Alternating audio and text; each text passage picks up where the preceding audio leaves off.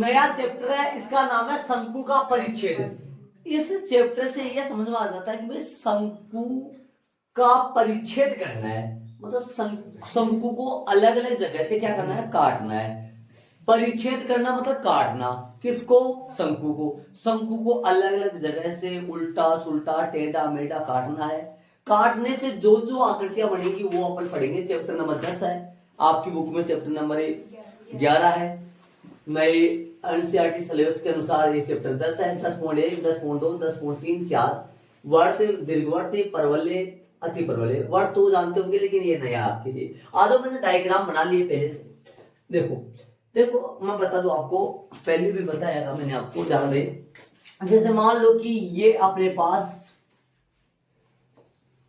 कोई लाइन है, या इस लाइन को अपन लाइन समझ ले एक बार। इस लाइन को अपन इस तरह रखते हैं और इधर से एक और ले लेते हैं अपन, ठीक है। अब यदि अपन इस लाइन को इस तरह रख के, या ऐसे समझो अपने कोई छोटा बच्चा है या आप भी खेलते होंगे, एक दो लकड़ियां ले लेते हाथ में, लेते हैं ना, और इसको इस तरह रख के इसके चारों में इसको घुमाते हैं ऐसे। कौन सी वाली को, इसको इस तरह रखते हैं और इस साइड वाली, इस साइड वाली को इसका इतनी तेज गति से चक्री लगा देते हैं। इस लाइन का ये जो है ना, ये वाली, इसका ऐसे इस तरीके से इतनी तेज गति से चक्री लगा देते हैं कि चक्री लगने के बाद में ये दिखाई देने लग जाता है। ये ऐसा है ना। कितने शंकु है यहाँ, 2 शंकु है, एक सीधा और एक उल्टा, समझ रहे हो। ऐसा तरीके से, ऐसा बहुत तेज रफ्तार से चलेगा ऐसे, और तेज रफ्तार से चलेगा तो ऐसा डिजाइन बनेगा। ऐसे समझो ये केक है, समझ लो, ये क्या दिक्कत है, केक है, कट जाएगा आसानी से। इस आकार का केक बन सकता है, कोई दिक्कत नहीं। हाँ समझो, इस केक को ऐसे काटा, ऐसे सीधा सीधा काटने से दिमाग लगाने की कोशिश करना, बीच में वर्त बनेगा। यदि ऐसा काटे ना इसको, ऐसा बीच में वर्त बनेगा। तो यदि इसको ऐसे सीधा काटे तो वर्त बनेगा, ठीक है। इसको तिरछा काटे तो तिरछा काटने से मैं यहां बना दूं, यहां वर्त बनेगा। और तिरछा काटे ना, तिरछा देखो ये काट रहा था, इसमें बनेगा, इस शेप की आकृति बनेगी जो वर्त को ऐसे समझो खींच लिया ऐसे। ऐसा भी बन सकता है, ऐसे ऊपर नीचे देखो, ऐसा भी। हाँ ये उल्टा सुल्टा हो गया बीच से। यहाँ आएगा परवलय। 10.2 में क्या है, परवलय है ना। हाँ परवलय था। और ये क्या है, दीर्घवर्त था, सही बात है। सुनो ध्यान देना, ये अपना वो दीर्घवर्त, ये अपना वो दीर्घवर्त है। एक प्रकार की जो अपना पृथ्वी जो चक्कर लगाती है, वो भी इसी मार्ग से ऐसा ही, इसी दीर्घवर्त के आकार में ही, दीर्घवर्त के पथ पे ही चक्कर लगाती है वो, ऐसा। ये यहां से निकल के आए, ठीक है। यदि इसको ऐसे काटे, सुन रहे हो कि मैं क्या कर रहा हूं, ऐसे काटे ना, ऐसे काटे, इसको ऐसे काटेंगे ऐसे, तो ऐसी आकृति निकल के आएगी। दिमाग लगाओ थोड़ा सा, ऐसी आकृति में निकल के आएगी, ऐसी बार है, सिर्फ एक ऐसी निकल के आएगी इसमें से, ऐसे। चाहे ऐसे काट लो, ऐसे काट लो, ऐसे काट लो, ऐसी आकृति बनेगी। ये आकृति है ना, ये आकृति, ये जो कहलाती है, ये कहलाती है परवलय।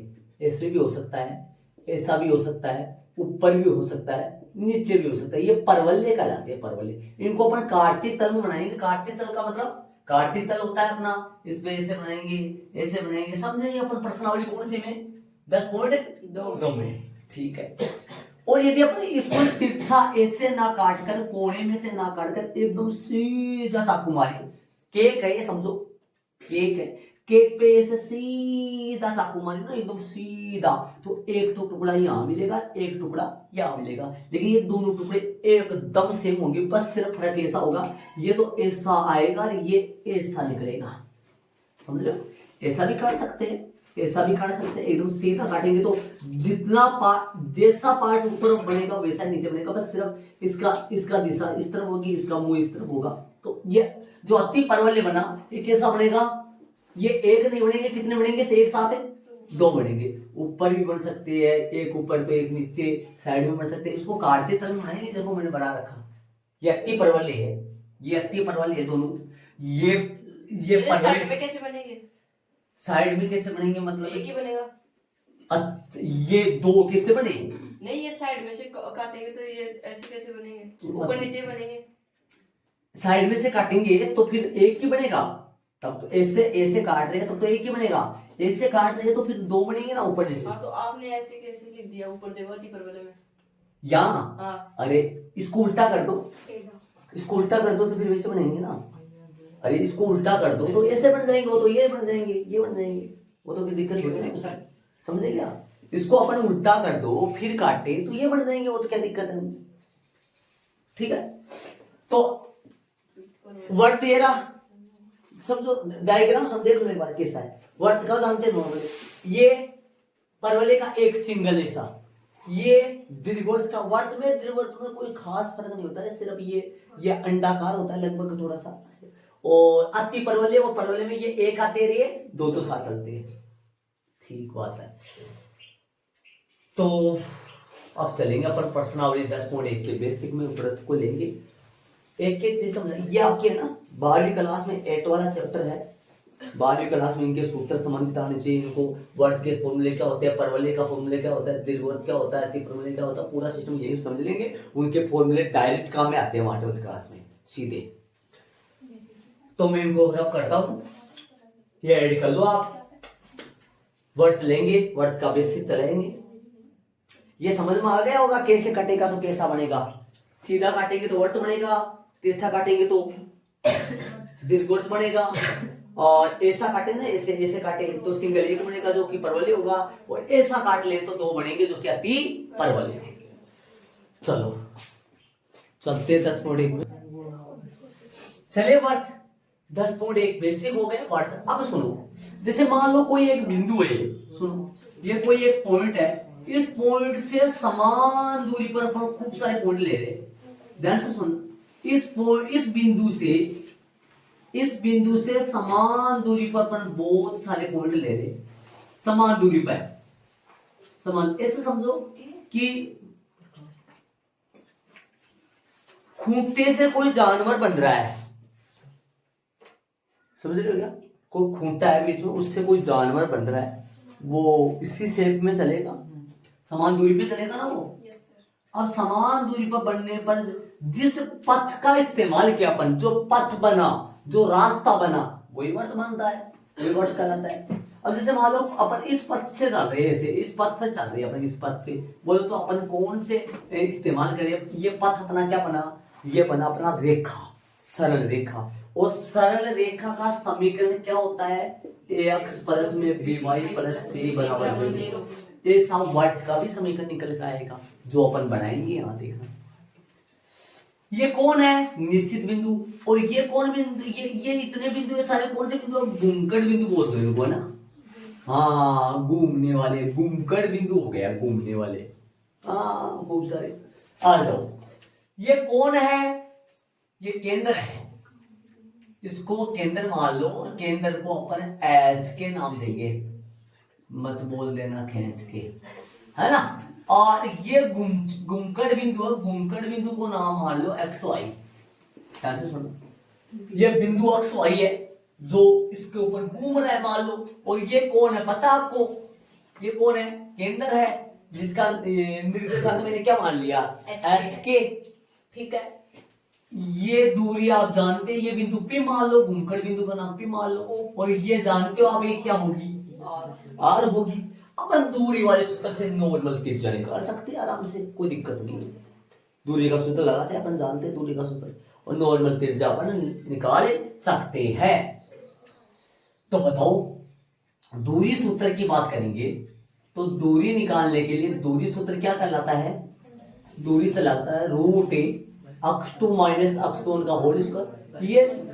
ये सुनो, जितने भी फॉर्मूले हैं आपस में जुड़े हुए हैं, लिंक हो रखे, जुड़ रहे। अब ये दूरी सूत्र किसी और से बना है, दूरी सूत्र से इसका वर्त का समीकरण बनेगा।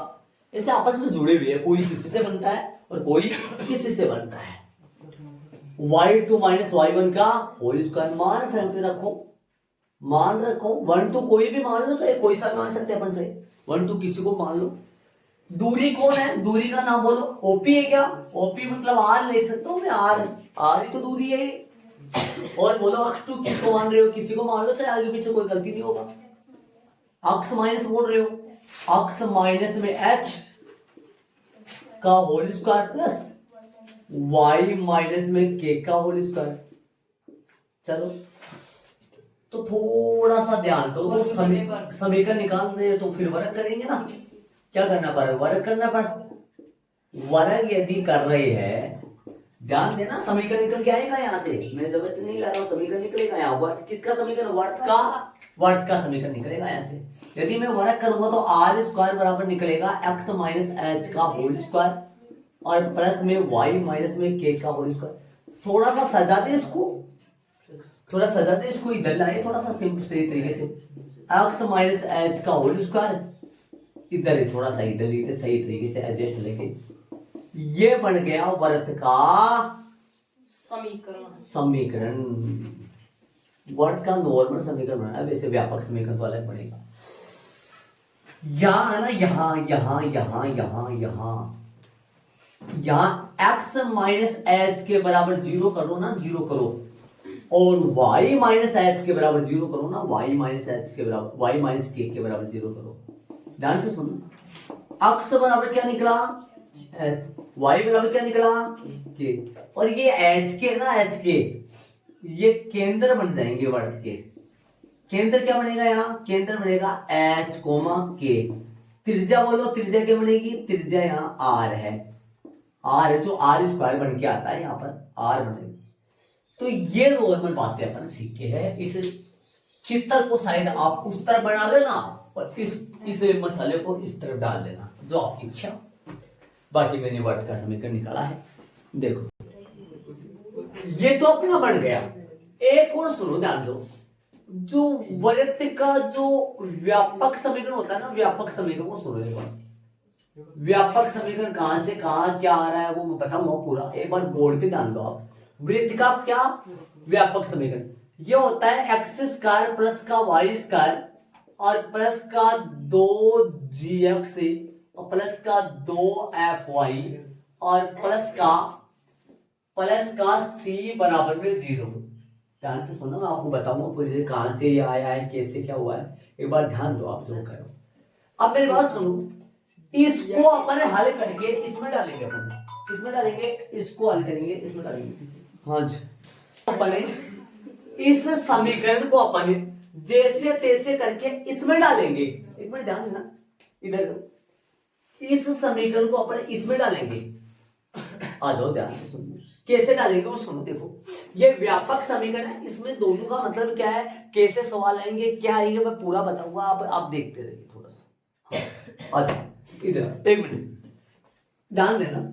ऐसे बताओ, यहां पर अपन देखो तो ये चल रहा है एक्स वाई में चल रहा है, मतलब एक्स वाई का समीकरण दिखाई दे रहा है आपको। ये 2gx है, 2fy c कैसे लिया, कहां से क्या लिया वो सुनो एक बार। एक्स स्क्वायर सही है, एक्स वाला पद कौन से, एक्स वाले पदों को साथ में लाओ एक बार।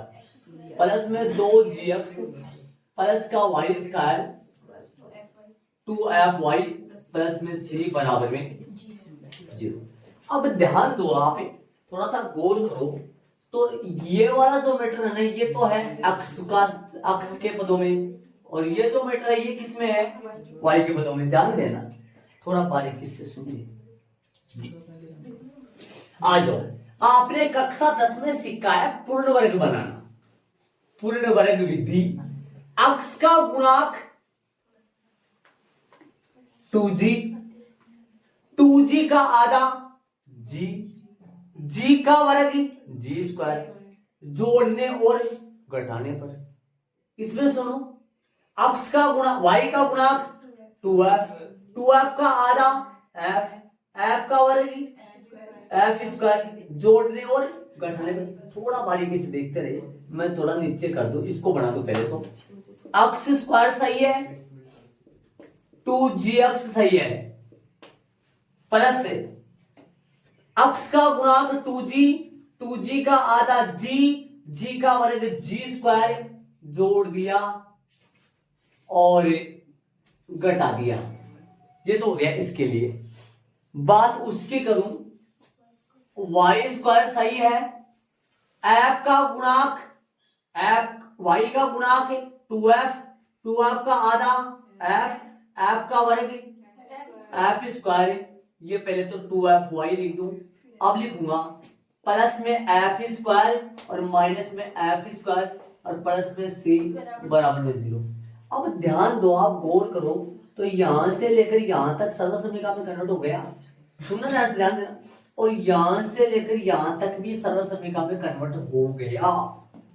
तो क्या बनेगा ये, ध्यान दो, तो ये बन जाएगा a square plus 2ab plus b square. देखो जरा, ए कौन है यहाँ, देखो मैं बताऊं आपको, अक्स स्क्वायर प्लस में 2g अक्स प्लस में g स्क्वायर, ए स्क्वायर प्लस में 2ab प्लस में b स्क्वायर। ये क्या लिखा जाएगा, ये आता है a प्लस बी का होल स्क्वायर। तो ये क्या आएगा यहाँ, एक की a मतलब है अक्स, b का मतलब है g। तो फिर ये तो कौन है, यस आ जाओ नीचे। अक्स प्लस में क्या लिख दूं इसको, g का होल स्क्वायर। उधर चले तो उधर चले, एक मिनट उधर चलो, y प्लस में f का होल स्क्वायर बराबर, उठा दो हाँ, g स्क्वायर प्लस का f स्क्वायर माइनस का c। देखो अब ध्यान दो, मैंने जो केंद्र का अक्ष निर्देशांक निकाला वो बराबर करके निकाला। किसके बराबर, यहां निकालो जरा, यहां आ गया, ध्यान दो तो आप आ गए। देखो यहां ना, यहां मैं लिखूंगा अक्स प्लस जी बराबर में 0। तो यहां से अक्स की वैल्यू जो मेरे पास आया वो माइनस में जी आया। इधर की बात करो, y प्लस में f बराबर में 0, तो y के बराबर आया वो माइनस का f आया। जरा समझो सोचो, तो ये दिमाग लगा लो, इस बार इधर आओ, मैं थोड़ा सा ध्यान से देखो तो दोनों के गुली लगा लिया। ध्यान देना, ध्यान देना, ध्यान से देखते थे ना। प्लस आर स्क्वायर मीन्स क्या आया, आर स्क्वायर मीन्स आ गया जी स्क्वायर प्लस का एफ स्क्वायर माइनस में सी। जरा केंद्र की बात करूं मैं, केंद्र आया जैसे यहां एच के आया वैसे यहां माइनस में जी और माइनस में एफ आया केंद्र। त्रिज्या जो आई आर बराबर में आ गया रूट जी स्क्वायर प्लस में एफ स्क्वायर माइनस में सी। यदि आपके पास कोई पर्सन बोले आपको ये बोले x माइनस 2 का whole square plus y minus 3 का होल स्क्वायर बराबर में, मान लो बराबर में बोल दो 2 बोलते हैं, आप ये बोले वर्त का समीकरण है भाई, इसमें आपको केंद्र और त्रिज्या देख के बतानी है। एक और लिख दो साथ में ताकि दोनों में आप तुलना पता लग जाए, आपको दोनों में आप देख पाओ ना। एक और लिख रहा हूं, सुनो ध्यान से। यदि उसकी तरह से एक बार मैं तुलना कर दूं दोनों का, ताकि मैं बॉक्स बना दूं ना, मोटा मोटा सारांश बना दूं। एक मिनट यहां देखो, एक बार उसको देखो, इन दोनों बॉक्सों को देखो। एक मिनट सुनो, आप सब बताऊंगा हर चीज। इधर आओ, वृत्त का जो व्यापक समीकरण है ना, वर्त का जो व्यापक समीकरण है, व्यापक समीकरण वो सुनो क्या बना, क्या आया ऊपर से देख के बता दो। एक्स स्क्वायर प्लस का वाई स्क्वायर प्लस का 2g एक्स प्लस में 2fy प्लस में c बराबर 0। सुन रहे हो? और यहां पर दिमाग ध्यान देना, ये जो अपने पास ये जो मान आए, ये जो मान आएगा साथ वाला, ये 2g का मान होगा, लेकिन अपना जो केंद्र है वो तो क्या होगा, माइनस में जी होगा। यहां केंद्र है ना, केंद्र, वो केंद्र जो होगा, केंद्र होगा माइनस में जी और माइनस का एफ, और त्रिज्या आर क्या होगा, आर बराबर होगा रूट जी स्क्वायर प्लस में एफ स्क्वायर माइनस में सी। इधर आओ, यदि वर्त का नॉर्मल समीकरण के रूप में दे अपने को, जैसे एक्स माइनस एच का होल स्क्वायर प्लस का वाई माइनस के का होल स्क्वायर दे, अक्स माइनस एच का होल स्क्वायर वाई माइनस में के का होल स्क्वायर दे बराबर आर स्क्वायर दे, तो जो केंद्र आएगा वो केंद्र क्या आएगा, केंद्र आएगा एच के, और जो त्रिज्या आएगी वो त्रिज्या कौन होगा, यहाँ त्रिज्या आर हो जाएगा। इन दो बॉक्सों को ध्यान से देखो आप, ये जो दो बॉक्स बनाए इनको ध्यान से देखो। यदि वर्ग का समीकरण इस रूप में आता है तो केंद्र ये होगा, त्रिज्या ये होगी। वर्ग का समीकरण इस व्यापक रूप में आता है तो केंद्र होगा माइनस जी माइनस एफ, और त्रिज्या क्या होगी, root g square plus f square minus c. अब मैं आपको ये बता दूं ये 2g क्यों लिया है। 2g इसलिए लिया है क्योंकि अपन ने पूर्ण वर्ग बनाया तो क्या किया था, अक्स का गुणांक 2g का आधा g का वर्ग जी स्क्वायर, और यदि आप 2g ना लेकर अपने यदि g ही लेते तो ये क्या होता, नीचे g बटा 2 होता, बड़ा काम हो जाता थोड़ा सा। बुक में ये ले रखा है 2g, बुक में ये एफ जी वगैरह चल रहे हैं, हाँ नहीं है वो, उसमें वो सिंप्लीफाई करके वैसे कर रखा है उसने, तो मैं ऐसे कराऊंगा इस तरीके से। बुक में वो डायरेक्ट कर, बुक में ऐसे कर रखा, इसको चेंज करके इसमें डाल रहा है वो, मैं देखा हाँ जी वगैरह वो नहीं है, उसमें डाल रखा है, अपन सीधा करेंगे। अब सुनो ये बात ध्यान दो, अब बताओ इधर, अब मैं 2 प्रश्न लिख दूं, पहला प्रश्न ये रहा मेरा, और दूसरा प्रश्न लिखो, देखो दूसरा प्रश्न यहां लिख दो इस तरफ, दूसरा प्रश्न लिखो, बताओ अक्स स्क्वायर प्लस का वाई स्क्वायर प्लस का 8 अक्स प्लस का 6 वाई और प्लस का 3 बराबर 0 है।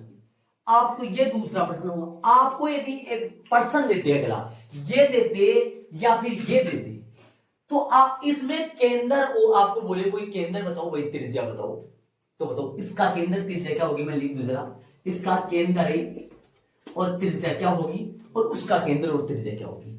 इसका तो केंद्र और त्रिज्या देखो साफ नजर आ रहा है आपको, कैसे करोगे, अक्स माइनस एच सीधा आ जाएगा इसमें, भाई सूत्र में माइनस आ रहा है तो माइनस तो माइनस रहने दो, इसका केंद्र आएगा 2 3 आ जाएगा, और त्रिज्या बोलो इसका, देखते पता चल रहा है इसमें, तो उसमें देखो जरा, उसमें आप यदि इसका पूर्ण वर्ग बनाकर इसमें डाल सकते हो, इसका पूर्ण वर्ग बनाओगे ना तो उसमें डाल सकता हूं इसको, है ना, लेकिन इसका डायरेक्ट इससे बताओ मेरे को, देखो इससे निकालो, चाहे इसको इसका पूर्ण वर्ग बनाऊंगा और ऐसा लिख सकता हूं, इसको भी ऐसा मैं बताऊंगा आपको लिख के, एक बार इसका बताओ मेरे को, इसी में देख के बताओ, माइनस जी, जरा मैं बात करूं 2g बराबर क्या आ रहा है यहाँ, 2g बराबर 8 आ रहा है, ध्यान से सुनो, 2g बराबर क्या आ रहा है, 8 आ रहा है, तो g बराबर क्या आएगा, 4, लेकिन अपने को माइनस जी आता है केंद्र, है ना, तो -4 कोमा, बोलो 2f बराबर 6 f बराबर 3, लेकिन माइनस करके आता है -3। जरा केंद्र निकाले इसका, त्रिज्या निकाले, बोलो त्रिज्या रखो मान, r बराबर रूट एफ जी का मान कितना था, 8, जी का मान 4 था ना, जी का मान 4 ही होगा ना, 2g बराबर 8 है तो फिर जी, f बराबर 3 का स्क्वायर माइनस सी माइनस सूत्र में आता है, सी का मान 3 है, सिंप्लीफाई करो, 16 9 25 माइनस 3 22, बस 22 का कुछ होगा नहीं।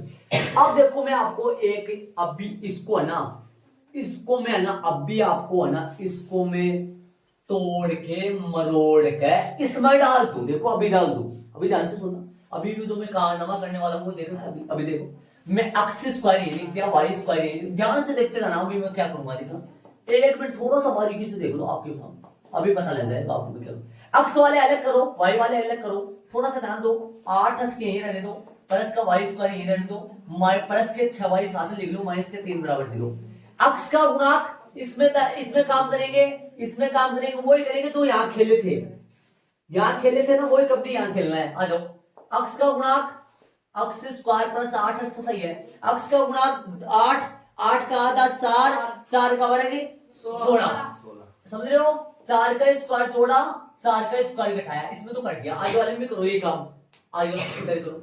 y स्क्वायर से चल रहा है, चलने दो, प्लस का 6y चल रहा, चलने दो। आ जाओ, y का गुणांक 6, 6 का आधा 3, 3 का स्क्वायर जोड़ा भी है और घटाया भी है, -3 पहले से लग रहा था, बराबर में 0 चल रहा है। ये -3 तो पहले से था, हाँ जान रहे। अब यहां तक पूर्ण वर्ग बनाओ, यहां तक, और इसको अलग रखो, यहां तक पूर्ण वर्ग बनाओ, वहां देखो सेम रिपीट कर रहा हूं मैं। यहाँ आ जाओ, यहाँ क्या लिखूंगा मैं, x प्लस में 4 का होल स्क्वायर, जरा बात करो लिख दूंगा ना, ये x प्लस 4 का होल स्क्वायर बन जाएगा। और वो बोलो क्या बनेगा प्लस में, y माइनस माइनस नहीं बेटा, ये तो उधर चला जाएगा, प्लस 3 का होल स्क्वायर, समझ गए क्या? और इसको उधर ले जाओगे कितना बनेगा, 16, माइनस का 16, माइनस का 9, माइनस 25 हो गए, 25 के 25 सर ये कितना है, माइनस का 9, माइनस का 16, माइनस का 3, प्लस का 3 था ना, मैंने गलती से ऐड कर लिया, क्या हो गया, मैंने सोचा 25 28 कैसे बनेगी, 22 बनेगा ना, किसके बनेंगे 22 से, उधर जाएंगे तो प्लस के हो जाएंगे, ये लो उधर जाएंगे। अब देखो, अब बताओ, दिमाग लगाओ ये रूप आ गया अपने पास सर, आप उधर भी +3 करो तो उधर भी आएगी, सुन रहे हो क्या? अब बताओ, इसकी तुलना करके बताओ मेरे को, अब बताओ HK की मदद से केंद्र बताओ मेरे को, HK की मदद से केंद्र क्या आएगा? यहां -h है, लेकिन यहाँ h का मान भी तो माइनस आ रहेगा ना फिर, अरे माइनस आ रहा है यहाँ, है ना? तो बताओ केंद्र क्या आया, यहां से देखो तुलना करो, इसकी केंद्र क्या आया, -4 और -3, और त्रिज्या बोलो, ये r स्क्वायर का मान है, तो r का मान क्या आएगा, √22, या r स्क्वायर बराबर 22 आ रहा है, तो r का मान तो √22 ही आएगा ना, तो बोलो √22। अब बताओ, इस पर्सन ये था, इसका पूर्ण वर्ग बनाया मैंने, सवाल है, अब देखो, अब मेन बात बताऊंगा आपकी किताब में क्या है। ये पर्सन है, यदि एक पर्सन आपकी बुक में ये पर्सन आए, केंद्र त्रिज्या पूछे तो डायरेक्ट बता देंगे, ठीक बात है। यदि आपकी किताब में ये पर्सन आ रहा है, पर्सन ये है आपके पास, तो इसकी तुलना इससे करेंगे, और या इससे भी अपन केंद्र त्रिज्या बता सकते हैं, या इसको तोड़कर मरोड़कर पूर्ण वर्ग बनाकर इसमें डाल लो, यहां से भी केंद्र त्रिज्या बता सकते हैं। समझ रहे हो मैं क्या कर रहा हूं? मतलब इसको हल करेंगे, हल करके 5-4 लाइनों में हल होगा पूर्ण वर्ग विधि से, जैसे यहाँ पर हो रहा है, वैसे हल करके कौन से रूप में चला जाएगा इसमें, और यहां से भी केंद्र त्रिज्या उतने आएंगे, और इसकी तुलना डायरेक्ट इससे करके भी यहां से भी केंद्र त्रिज्या इतना ही आएगा। आपकी बुक में शायद इसको ऐसे सिंप्लीफाई करके है, फिर बना रखा है, जीर ये नहीं दे रखा है आपकी बुक में, जीर एफ आपकी बुक में नहीं है शायद, देख लो। अब एड क्या करोगे आप इसमें, एड मेरे को ये 2 बॉक्स समझ में आ रही है, ये 2 बॉक्स जो बहुत अच्छे हैं, तुम ये तो आपने ऐड कर ही लिया ना, ये तो ऐड कर लिया, ये भी ऐड कर लो, और ये तो मैंने एग्जांपल लिया है यहाँ, ये तो एग्जांपल लिया, ध्यान रखिए, ये तो एग्जांपल लिया, इसको तो मैं हटा देता हूँ, एग्जांपल द्वारा समझाया। ये ऐड करके इसके बाद में ये 2 बॉक्स बहुत अच्छे हैं, है ना, बॉक्स बहुत अच्छे हैं। सुन, यदि पर्सन इस रूप में है ना, पर्सन इस रूप में वर्ग का, तब तो डायरेक्ट बता देना केंद्र और त्रिज्या, ठीक बात है। यदि इस रूप में है तब भी पर्सन है, यहां से 2 तरीके मिलते हैं अपने को, या तो यहां से इसकी तुलना करके डायरेक्ट केंद्र और त्रिज्या बता दो, या फिर इसको सिंप्लीफाई करोगे पूर्ण वर्ग बनाकर, और इसको किस रूप में डाल दोगे, इस रूप में डाल दोगे, और यहां से केंद्र और त्रिज्या पता लग जाएगा। तो आपको ऐड करने के तौर पे ये ऐड करना था, ये ऐड करना था, ये 2 बॉक्स बनाने हैं, इस रूप में आए तो ऐसे बता दो, इस रूप में आए तो ऐसे बता दो। बाकी मैं एक प्रश्न लेता हूं, उदाहरण नंबर पहला दूसरा करते, तीसरा है ऐसा, फिर दूसरा ऐसा है, बाकी ये नॉर्मल है, ये दोनों ये वर्ड का व्यापक समीकरण है, और ये वर्ड का समीकरण बोलोगे इसको, समझ रहे हो क्या? हाँ, एग्जाम्पल शायद 3 है 4 है, स्टार्टिंग में 3 है 4 है क्या, तो ऐड कर लिया होगा। उदाहरण नंबर 1 में चलेंगे अपन, केंद्र 0 0 त्रिज्या r वाले वर्ग का समीकरण, वर्ग का समीकरण क्या होता है, x माइनस एच का whole square plus y minus में k का होल स्क्वायर बराबर में r का स्क्वायर। केंद्र बताओ, केंद्र की जगह क्या रख दूं, इसकी की जगह x माइनस 0 का whole square plus y minus 0 का होल स्क्वायर बराबर में r का स्क्वायर। अब मेरे को ये बताओ, ध्यान देना, यदि ऐसा वर्त जिसका केंद्र क्या हो 0 0 हो, ये आप याद ही रख लो, ये बहुत जगह काम में आता है, ऐसा ही इसी रूप में लिखा हुआ आता है, ध्यान ये हाँ एजुकेशन में लिखा हुआ आता है। यदि सुनो ऐसा बताओ, ऐसा ध्यान से सुनो, इन दोनों में कितना फर्क है, अरे एच के 0 बन जावे तो फिर तो थप्पड़ पड़ेगी खींच के, समझ रहे हो क्या मतलब, ये बराबर हो जाएंगे ना। अरे तो ये कब है, जब एच के कुछ केंद्र हो संख्या, और ये कब है, जब एच के क्या बन जावा 0 0 बन जावा। तो वर्त के 3 समीकरण बन गए। याद रखना, x माइनस में h का होल स्क्वायर, y माइनस में k का होल स्क्वायर बराबर 0। आपकी कक्षा नंबर 12 में इसको ऐसा लिखेंगे, पर ऐसा ऐसा ऐसा ऐसा ऐसा ऐसा ऐसा, बस बाकी फर्क कोई भी नहीं है इसमें, ऐसा लिखेंगे। पर यहाँ पर क्या हो गया बताओ, x1 y1 हो गया केंद्र, यहाँ केंद्र x, कोई फर्क नहीं है इनमें, और वो भी वर्त का समीकरण है। और एक तीसरा और बन गया, कब है, जब ये केंद्र क्या हो 0 0 हो, तो फिर x square plus y square बराबर r स्क्वायर। चले उदाहरण नंबर 2, उदाहरण नंबर 2 में चलेंगे। केंद्र दे दिया, त्रिज्या दे दी, और वर्त का समीकरण पूछ रहा है, बना तो पहले बना। हम जानते हैं कि वर्त का समीकरण क्या होता है, वर्त का समीकरण x माइनस एच का होल स्क्वायर और y माइनस के का होल स्क्वायर बराबर r स्क्वायर। रखो मान, x माइनस सीधा प्लस बना दो, x माइनस और माइनस का 3 का होल स्क्वायर और y माइनस 2 का होल स्क्वायर बराबर में 4 का स्क्वायर। तो क्या बना, ऑलमोस्ट समीकरण अपन देखे तो टोटल है, ये बनेगा x प्लस में 3 का होल स्क्वायर, y माइनस में 2 का होल स्क्वायर प्लस में 16 बराबर में 16। अतः यही अभिष्ट वर्त का क्या है, समीकरण है। लिख दो, ऊपर लिख दो आप, सोल्व करके इसको खोल ले। हाँ लिख सकते हैं, लेकिन इससे में अभी भी समीकरण यहाँ छोड़ सकते हैं, आगे करें, आगे क्यों करें, वर्त का समीकरण तो ये है ना ऐसा। उदाहरण नंबर 3 को 2 तरीके से करेंगे, केंद्र और त्रिज्या बताने। एक बार बोर्ड पे डाल दो, x स्क्वायर ये रहने दो, पास में 8x ले आओ, y स्क्वायर इधर ले आओ, और पास में 10y लिख दो और माइनस का 8 लिख दो बराबर 0। पूर्ण वर्ग बनाओ, x स्क्वायर, x का गुणांक 8, 8 का आधा 4, 4 का वर्ग 16, 4 का स्क्वायर लिख दो, जोड़ोगे और घटाओगे, हो गया काम। y स्क्वायर 10y वैसा का वैसा, 10y का आधा 5 हो गया, 5 का वर्ग 5 का स्क्वायर, 5 का स्क्वायर घटाओगे जोड़ोगे, माइनस 8 चल रहा है बराबर 0। देखो देखिए कितने इतने पद कौन से आ गए ये सब, देखो देखिए क्या कर दिया मैंने, देखो ये जोड़ा घटाया है और ये जोड़ा और घटाया, ये माइनस 8 चल रहा था।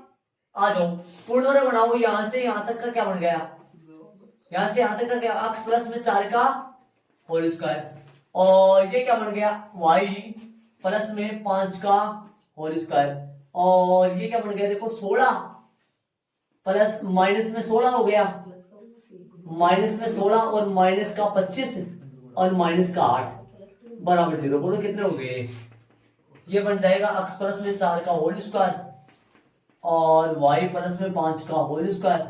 तो ये कितने बन गए 41 49 बन गए क्या, तो बराबर में 49 हो गया।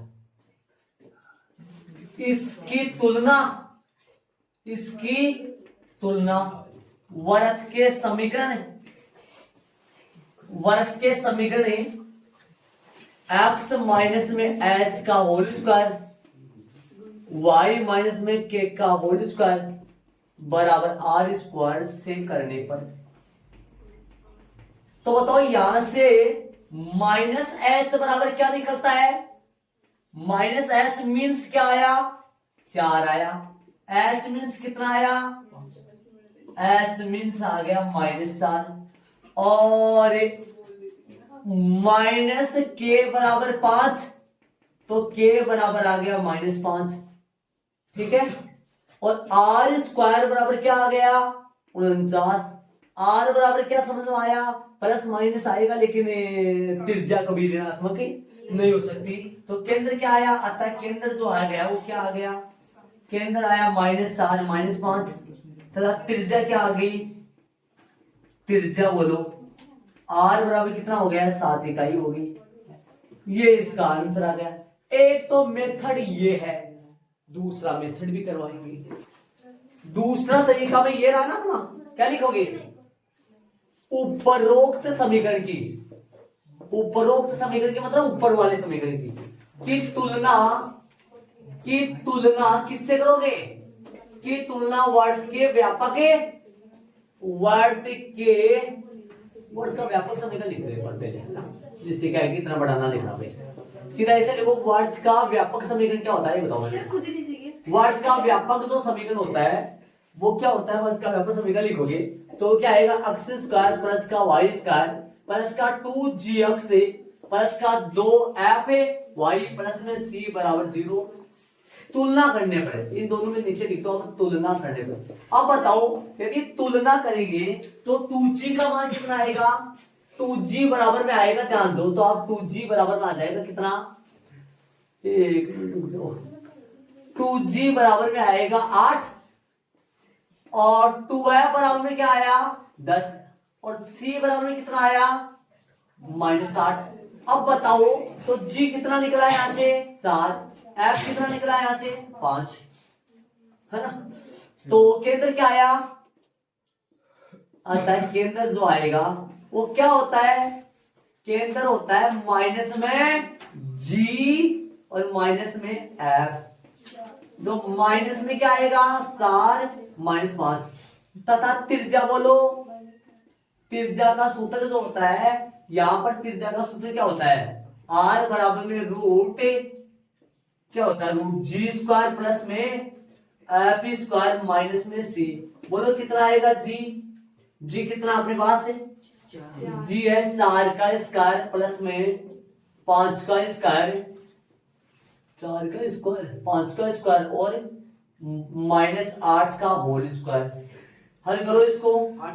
8 ठीक है, सी का मान कितना है?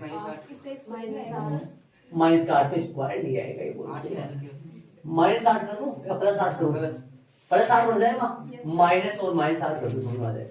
ये 16 हो जाएगा, ये 25 हो जाएगा, प्लस का 8 हो जाएगा, कितना आएगा? रूट 49 आ जाएगा, जो कि कितना आ गया? 7 इकाई हो गया। ये हुआ दूसरा तरीका, इसको बोलोगे ये पहला तरीका है अपना। ऐसा भी सवाल कर सकते हैं, दोनों से सही है, गलत नहीं है, दोनों से सही है, दोनों से आप कर सकते हो। ये दूसरा तरीका हो गया। दूसरा तरीका दोनों लिखा, इसमें अपने सुनो जानते, एक बार सुनो जो कह रहा हूँ। ये पहला तरीका है, ये दूसरा तरीका है। आप ऐसे भी कर सकते हो, ऐसे करोगे तो पहले कन्वर्ट करना पड़ेगा और उसमें डायरेक्ट हो जाएगा, उसमें डायरेक्ट हो जाएगा। ऐसा भी कर सकते हैं, वैसा भी कर सकते हैं, जो आपकी इच्छा। नंबर दोनों में बराबर मिलेंगे। देखो चले आगे वाले उदाहरण में ऐड कर दो इसको, ठीक है, कल करेंगे भाई आगे वाले उदाहरण।